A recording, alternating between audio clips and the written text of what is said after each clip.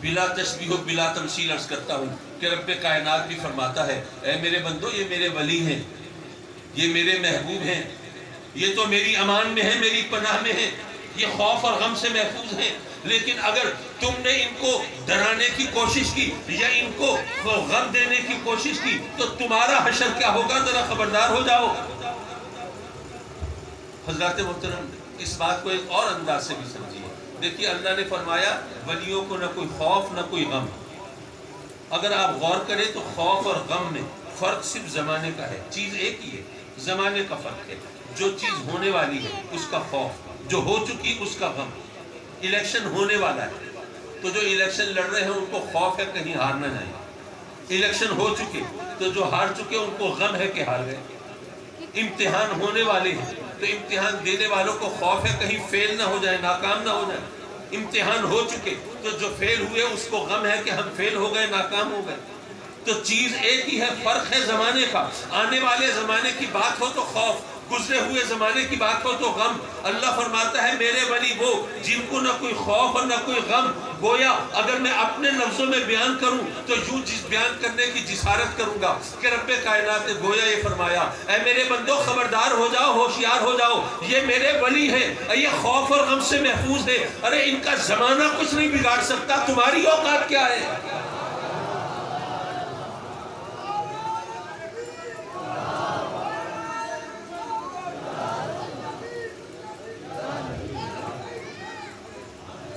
حضرات مکرم میں نے کہا تھا میں آپ کے حوصلے کا زیادہ امتحان نہیں لوں گا، اس لیے صرف ایک آدھ بات سمجھا کے اور پھر آپ کی جان چھوڑ دوں۔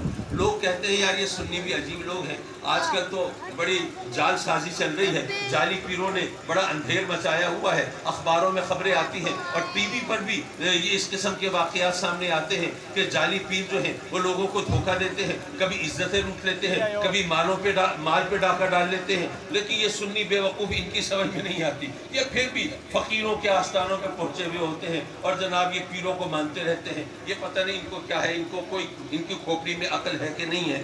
حضرات محترم میں عرض کروں گا، میں مانتریں آتی رہتی ہیں، جعلی پیر نے یہ کر دیا وہ کر دیا، لیکن میں آپ سے پوچھتا ہوں کہ کبھی ایسی خبر بھی تو آ جاتی ہے کہ آج کل جعلی کرنسی بہت چل رہی ہے، جعلی نوٹ گردش میں ہے۔ کبھی خبر آتی ہے جی جعلی نوٹ چھاپنے کا کارخانہ پکڑا گیا ہے، کبھی خبر آتی ہے جعلی نوٹ چلانے والے گروہ کے کارکن پکڑے گئے ہیں۔ ایسی خبریں آ جاتی ہیں اخبار میں یا نہیں؟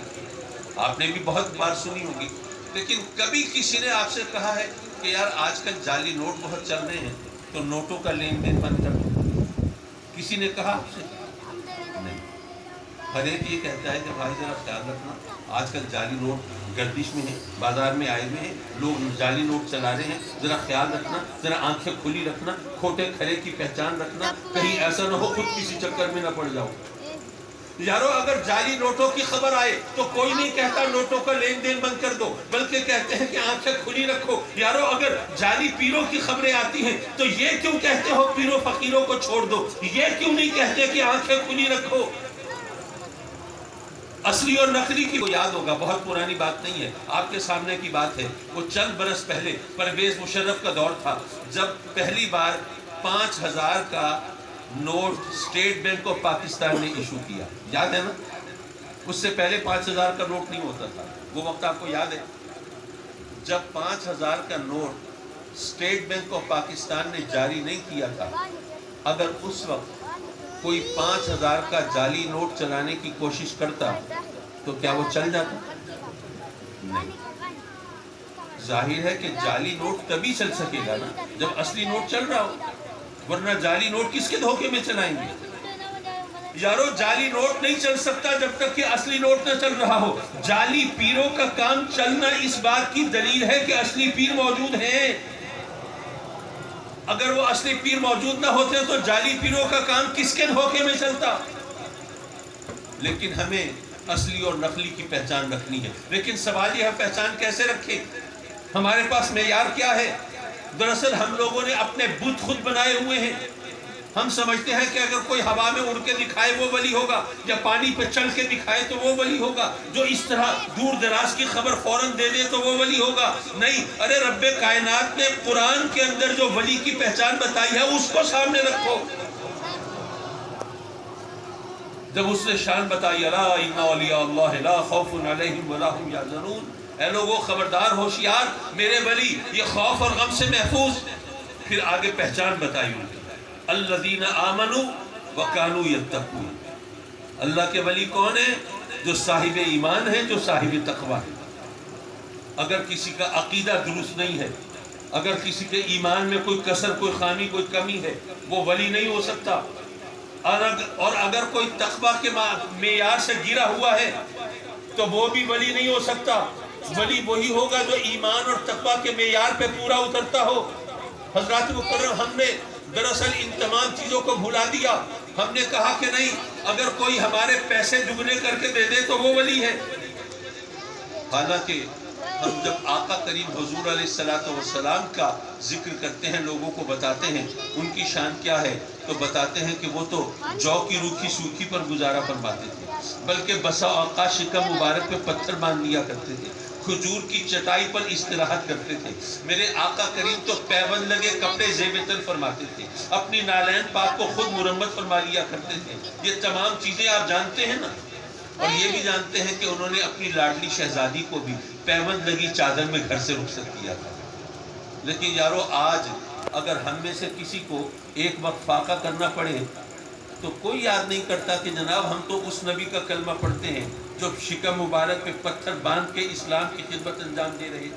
نہیں، ہم شکایتوں کے دفتر کھول کے بیٹھ جاتے ہیں، جی دیکھیں جی اللہ کے ماننے والے، اللہ کے رسول کے ماننے والے، پھر بھی ہمارا یہ عالم ہے، کھانے کو روٹی تک نہیں ملتی۔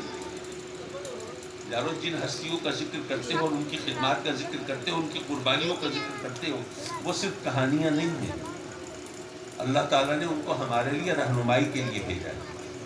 اگر ہم ان سے رہنمائی حاصل نہ کریں تو اس کا مطلب یہ ہوا کہ ہم نے ان کے نقش قدم کو اختیار نہیں کیا، ہم نے ان سے کوئی سبق نہیں سیکھا۔ آج جب کہ در نبوت بند ہو گیا تو ہمیں ہدایت کہاں سے ملے گی؟ اب ہدایت ملے گی تو اولیاء اور علماء کے ذریعے۔ جو اولیاء ہیں وہ ہمارے باطن کی اصلاح کریں گے، جو علماء ہیں وہ ہمارے ظاہر کی اصلاح کریں گے۔ یہی وجہ ہے کہ جو علماء ہوتے ہیں وہ اولیاء کے حلال حرام کے بارے میں، صحیح غلط کے بارے میں، اور جو اللہ والے ہیں وہ اپنے عمل کے ذریعے ہمارے لیے راہ عمل کو متعین کرتے ہیں۔ میں اپنی تقریر کے آخری حصے پہ ہوں، صرف ایک واقعہ سنا رہا ہوں اور بات ختم کرتا ہوں۔ حضور محبوب الہی نظام الدین اولیاء رضی اللہ تعالیٰ عنہ نے وہ واقعہ بیان فرمایا، تحریر فرمایا۔ اس سے پہلے یہ بتاتا ضرور، آج کل جو نوجوان ہیں انہوں نے سنا تو ہے کہ کوئی کھوٹے کھڑے سکے ہوتے ہیں، لیکن ان کو پتہ نہیں ہے کھوٹا سکہ ہوتا کیا ہے، انہوں نے کبھی دیکھا نہیں ہے، کیونکہ آج کل یہ کھوٹے کھڑے کا وہ کانسیپٹ نہیں ہے۔ میری ایج گروپ کے جو لوگ ہیں ان کو یاد ہوگا ہمارے بچپن میں وہ جب کوئی سکہ بہت گھس جاتا تھا، چاند تارا مٹ جاتا تھا، حکومت کا مونو وہ اس پہ گھس جاتا تھا تو پھر وہ کھوٹا سکہ کہلاتا تھا، اس کو کوئی قبول نہیں کرتا تھا، یا کبھی اس کو سکے کے اوپر کوئی ٹھوک پیٹ کے کوئی اور نشانی آ جاتی تھی اور اصل نشان مدھم پڑ جاتے تھے، ان کو کھوٹا کہتے تھے۔ اب وہ حضور محبوب الہی واقعہ فرما رہے ہیں کہ ایک بزرگ تھے، ایک علاقے میں رہتے تھے اور روزی کمانے کے لیے دال روٹی کی چھاوڑی لگاتے تھے، روزی کمانے کے لیے دال روٹی کی چھاوڑی لگاتے تھے۔ ایک دن ایسا ہوا، ایک نوجوان گیا، ان کو ایک کھوٹا سکہ دے کے دال روٹی مانگی۔ اب وہ بزرگ نے وہ سکہ لوٹ پلٹ کے دیکھا، اب وہ نوجوان سوچتا ہے کہ ابھی مجھے واپس کر دیں گے، بھئی سکہ تو کھوٹا ہے، اس کے بدلے تو کچھ نہیں مل سکتا۔ لیکن بڑا حیران ہوا، وہ بزرگ نے سکہ دیکھا، اچھی طرح لوٹ پلٹ کے گلے میں ڈالا، دال روٹی دے دی۔ اس نوجوان نے سوچا کہ لگتا یہ ہے بوڑھے ہو گئے ہیں نا، نظر کمزور ہے، اب ان کو پتہ نہیں چلتا یہ کھوٹا ہے کہ کھرا ہے، لیکن بس بہانہ بناتے ہیں، پریٹینڈ کرتے ہیں کہ میں دیکھ رہا ہوں، مجھے پتہ ہے، تاکہ لوگ بیوقوف نہ بنائیں، صرف بہانہ بناتے ہیں ورنہ ان کو پتہ نہیں چلتا۔ گھر جا کے اس نوجوان نے اپنے گھر والوں کو کہا کہ بھئی اگر کسی کے پاس وہ کھوٹے سکے ہونا تو ضائع نہ کریں، وہاں سے جا کے دال روٹی کھائیں۔ گھر والوں نے کہا اچھا چلو دیکھتے ہیں، انہوں نے بھی جا کے آزمایا، کھوٹا سکہ دیا، دال روٹی مانگی، اور بزرگ نے وہ سکہ اچھی طرح لوٹ پلٹ کے دیکھا، سکہ گلے میں ڈالا، دال روٹی دی۔ اب تو کنفرم ہو گیا کہ ہاں بھائی ان کو نہیں پتہ چلتا کھوٹے کھڑے کا۔ انہوں نے اپنے دوستوں، عزیزوں، رشتہ داروں، پڑوسیوں، ہمسایوں کو بتایا، بڑے خوب کھوٹے سکے چلے وہاں پہ۔ حضور محبوب الہی رضی اللہ تعالیٰ عنہ فرماتے ہیں کہ کچھ عرصے کے بعد ان بزرگ کا دنیا سے پردہ کرنے کا وقت آ گیا۔ اب وہ وقت آیا تو ظاہر ان کے پاس وہ کھوٹے سکوں کا انبار لگا ہوا ہے۔ رب کی بارگاہ میں عرض کرتے ہیں مولا تو جانتا ہے کہ تیرے بندے میرے پاس آتے تھے کھوٹے سکے لے کے اور دال روٹی مانگتے تھے، اور میں صرف یہ سوچ کے وہ کھوٹے سکے لے لیتا تھا، واپس نہیں کرتا تھا کہ آس پاس اور لوگ کھڑے ہیں، میں واپس کروں گا تو ان کو شرمندگی ہوگی، لوگ باتیں بنائیں گے کہ دیکھو ایک بوڑھے آدمی کو بے وقوف بنا کے کھوٹے سکے چلانا چاہتے ہیں، ان کو شرم نہیں آتی۔ تو تیرے بندوں کو شرمندگی سے بچانے کے لیے میں ان سے کھوٹے سکے لے لیتا تھا، دال روٹی دے دیتا تھا۔ مولا اب میں دنیا سے رخصت ہونے کو ہوں، میری جھولی میں بھی کچھ سکے تو ہیں، نمازیں بھی ہیں، روزے بھی ہیں، کچھ اعمال ہیں، لیکن مولا مجھ سے بہتر کون جانتا ہے کہ سب کھوٹے سکے ہیں۔ پر یہ کھوٹے سکے لے کر اگر میں تیری بارگاہ میں حاضر ہونے سے زیادہ خوف زدہ نہیں ہوں تو وجہ یہ ہے کہ میں سوچتا ہوں کہ میں تو تیرا عاجز گناہگار بندہ، میں تو ایک عام انسان، اگر میں تیرے بندوں کو شرمندگی سے بچانے کے لیے یہ کھوٹے سکے قبول کر لیتا تھا تو مولا تو تو رحمان ہے، تو رحیم ہے، تو کیا اپنے اس بندے کو شرمندگی سے بچانے کے لیے میرے کھوٹے سکے قبول نہیں فرمائے گا؟ تو یارو جو اللہ والے ہوتے ہیں نا، ان کو اپنے زہد و تقوی پہ ناز نہیں ہوتا، اپنی عبادت پہ غرور نہیں ہوتا، بلکہ ان کو اگر بھروسہ ہوتا ہے تو صرف اللہ کی رحمت پہ ہوتا ہے، اور جو اللہ کی رحمت پہ بھروسہ کرتے ہیں پھر اللہ ان کو مایوس بھی نہیں کرتا۔ حضرات مکرم، جہاں اس ویرانے میں جنگل میں منگل کیا ہوا ہے، یہ ماشاءاللہ مدرسے میں جتنے طلباء نے قرآن مجید کی تعلیم حاصل کی، یہ منظر آپ نے دیکھا ہے، اور پھر یہ مدرسہ یہاں پر آپ لوگوں کے تعاون سے چل رہا ہے۔ ظاہر ہے کہ یہاں پہ کوئی سرکاری ایڈ تو نہیں آتی ہوگی، وہاں پہ سعودیہ سے اور دبئی سے ریال بھی نہیں آتے ہوگی۔ مجھے معلوم ہے کہ یہاں پر آپ لوگ روپیہ پیسہ جو کچھ بھی تھوڑا بہت تعاون کرتے ہوں گے اس سے یہ ادارہ چل رہا ہے، لیکن اس کے باوجود الحمدللہ جو اس کی پروڈکشن ہے، جو اس کی پیداوار ہے، جو یہ حفاظ کرام